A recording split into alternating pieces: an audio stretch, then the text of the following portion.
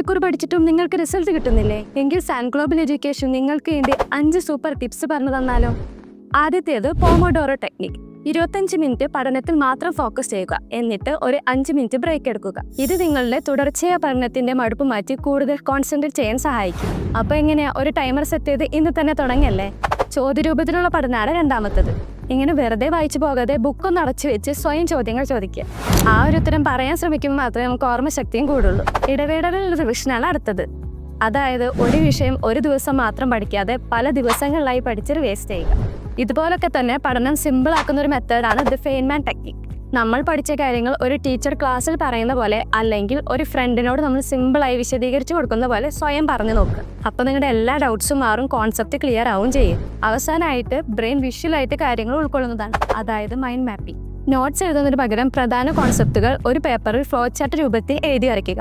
ഇത് നിങ്ങളുടെ ഓർമ്മശക്തി കൂട്ടാൻ നല്ല രീതിയിൽ സഹായിക്കും. അപ്പോൾ ഇതിൽ ഏത് ടെക്നിക്കാണ് നിങ്ങൾക്ക് ഏറ്റവും ഇഷ്ടമായത്? താഴെ കമൻറ്റ് ചെയ്യൂ. കൂടുതൽ ഇൻഫോർമേറ്റീവ് വീഡിയോസിനായി സാൻ ഗ്ലോബൽ എഡ്യൂക്കേഷനെ ഫോളോ ചെയ്യും.